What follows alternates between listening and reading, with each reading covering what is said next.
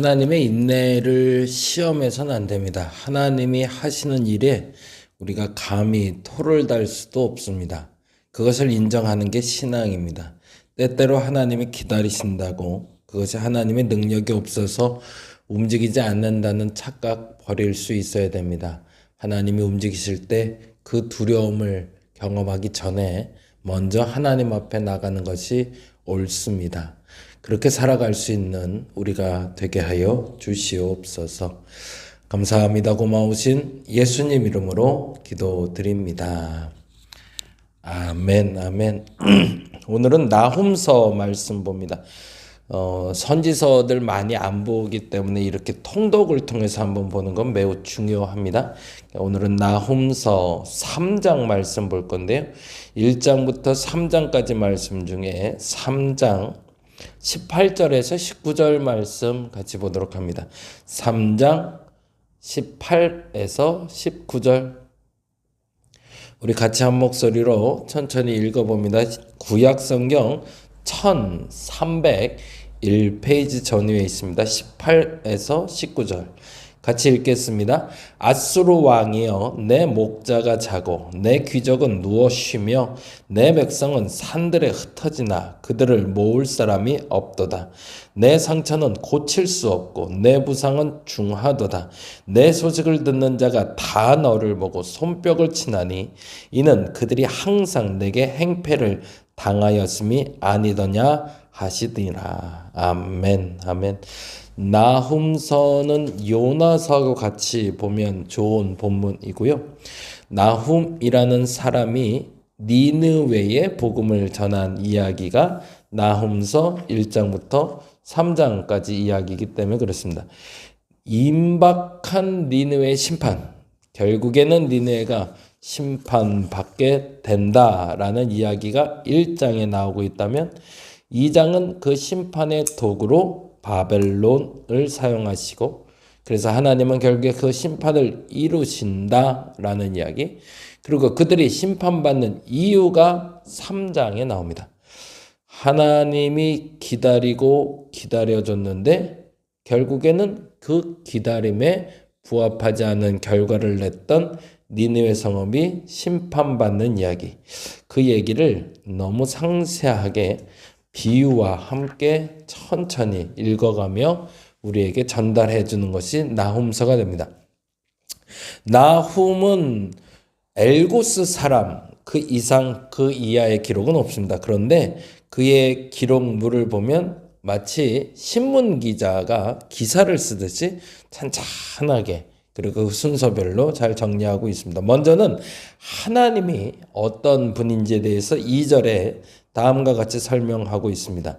2절 말씀 같이 읽어볼까요? 여호와는 질투하시며 보복하시는 하나님이시니라.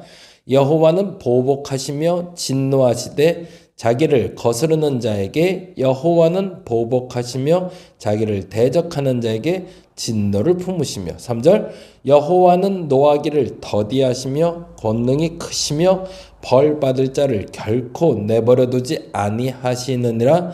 여호와의 길은 회오리바람과 광풍에 있고 구름은 그의 발에 티끌이로다 라고 되어 있습니다.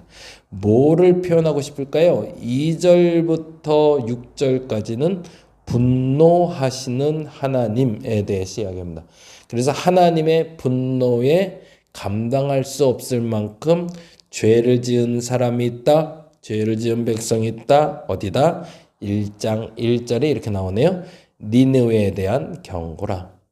니느웨라는 성이 하나님의 보복하심을 드러내게 만드셨고 노하기를 더디하시는 분이시지만 결코 그 노를 거두지 못하게끔 죄가 쌓였다라는 얘기죠. 그런데 전제가 하나 있어요. 7절 말씀인데 7절 말씀 같이 한번 읽어볼까요? 여호와는 선하시며 환난 날에 산성이시라. 그는 자기에게 피하는 자들을 아시느니라 라고 되어 있습니다. 그의 공포, 그의 분노, 그의 보복은 모든 사람에게 통용되는 단어이지만 반드시 악에 대한 심판이지 모든 사람을 무자비하게 처벌하는 하나님이 아니다라는 얘기를 하는 거죠. 진노의 대상은 분명 아수르의 수도인 니느웨로 규정되어 있고 100년 전에 이미 요나를 통해서 심판을 경고했다가 거둔 경험이 있었던 사실을 기억하며 어쩔 수 없이 그 심판을 피할 수 없는 니느웨 성에 대해서 이야기합니다. 하나님께서 우리의 죄에 침묵하는 것처럼 보일 때 조심해야 된다라는 얘기를 한 거죠. 그것은 하나님이 죄에 무관심하시거나 심판하실 능력이 없기 때문에 우리를 심판하지 않는 것이 아니라 우리를 회개할 시간을 허락하시고 오래 참으신다는 것을 알아야 된다는 게 사실은 나홈서 이야기가 됩니다. 점점 시간을 촉박하게 만들며 압박하게 만드는 이유는 스스로 회개할 기회를 주기 위해서이지 도망갈 구멍을 만들어 놓지 않고 잡으려고 하는 게 목적이 아니라는 거죠. 근데 대부분 이 기회가 주어졌을 때 사람들은 그 기회를 통해서 용서받을 수 있는 상황을 만드는 것이 아니라 오히려 더 악해짐으로 멸망할 수밖에 없다라는 것이 1장의 이야기가 됩니다. 그러고 나서 하나님은 니네와 싸우신 이유에 대해서 이야기하시는데 그 이유가 2장 2절에 나옵니다. 2장 2절을 같이 볼까요? 2장 2절 말씀 같이 한번 읽어봅니다. 여호와께서 야곱의 영광을 회복하실 때, 거기다 줄 쳐놓죠. 야곱의 영광을 회복하실 때, 그들이 죄를 지었는데 그 죄에 대한 대가로 그들은 멸망하게 될 것이지만 또 하나 그들에게 심판을 임하게 하신 이유가 있는데 하나님이 야곱의 영광을 회복하기 위해서라는 거죠.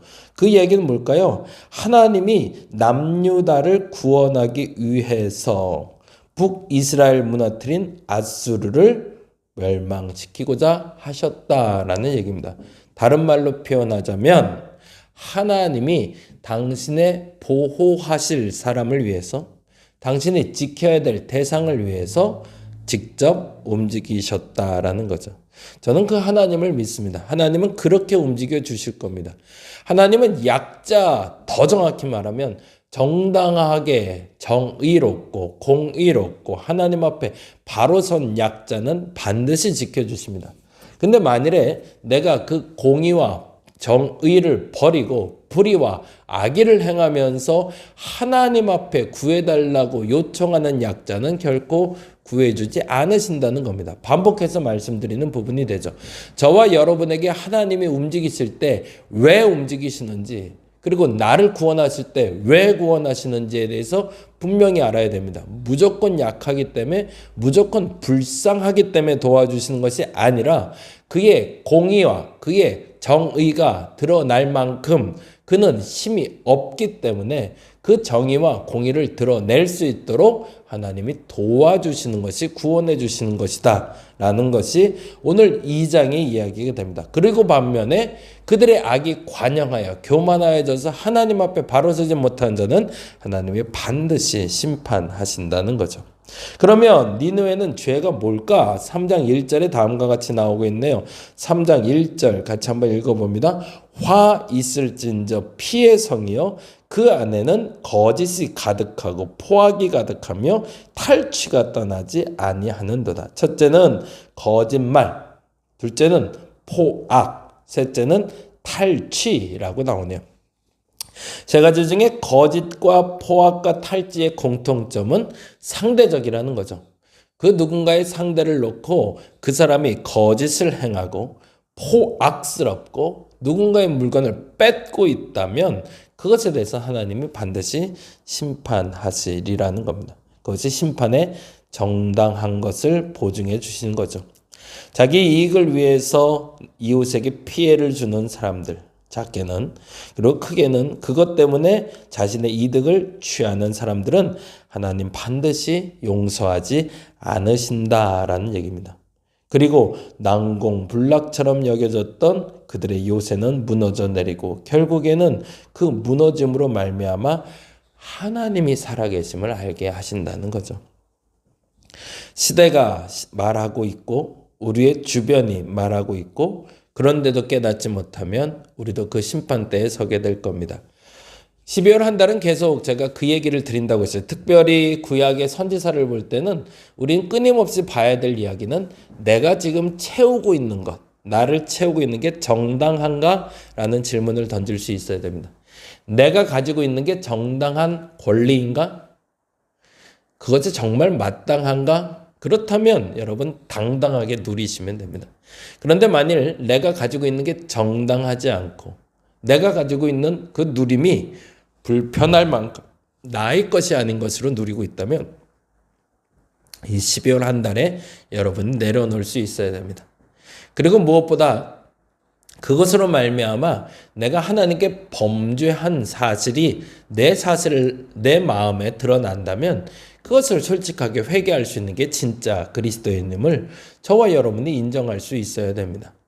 그 사실을 위해서 하나님은 우리에게 연말이라는 시간을 주셨고 주변과 상황을 통해서 계속 끊임없이 깨닫게 하신다는 것을 알아야 되고 그렇게 될 때 우리의 삶이 더욱더 건강해지는 것이고 하나님은 끊임없이 내게 그 마음을 주시는 이유는 나를 혼내기 위해서가 아니라 더 정확히는 나로 회개하여 돌아오게 하기 위해서 그리고 홀경 내가 그렇지 않은 상황에서 고난을 당할 때 나를 구원하시려는 목적 때문임을 저와 여러분이 인정할 수 있으면 좋겠습니다.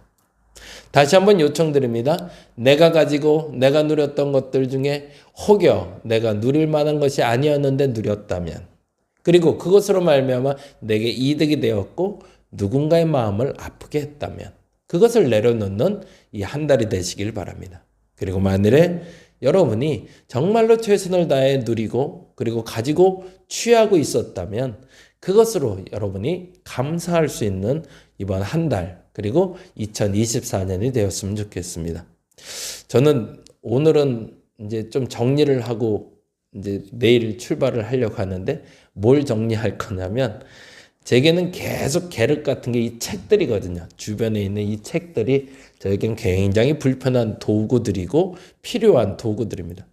그래서 금요일 날 우리 이 지역에서 목회하시는 감리교 목사님들 모임이 있는데 그때 이제 선물로 좀 가져가려고 그래서 한 30권 정도 지금 챙겨놨는데 그 책은 이제 금요일 날 책 나눔하시는 목사님이 계세요. 그래서 그분께 기증 드려서 그분이 필요한 사람들에게 나눌 수 있도록 나눠줄 생각입니다.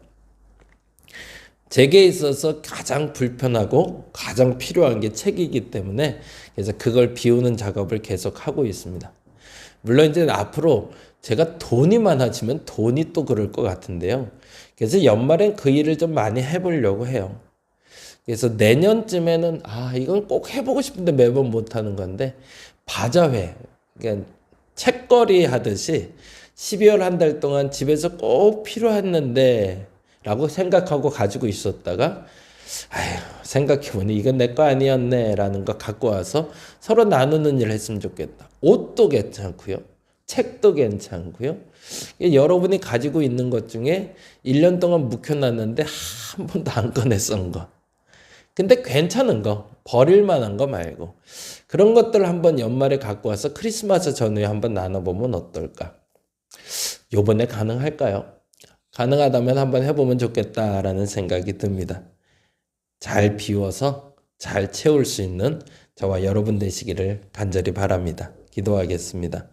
하나님의 진노를 쌓는 한 해 한 해를 쌓는 것이 아니라 하나님의 기쁨을 쌓는 한 해 한 해가 되게 하여 주옵소서. 그래야 되는데 내가 가지고 있는 게 과할 때가 많습니다. 과한 것은 내려놓게 하시고 비워야 될 것 잘 비우고 채워야 될 것 잘 채우게 하여 주시옵소서. 감사합니다. 고마우신 예수님 이름으로 기도드립니다. 다 같이 기도하고 돌아갑니다.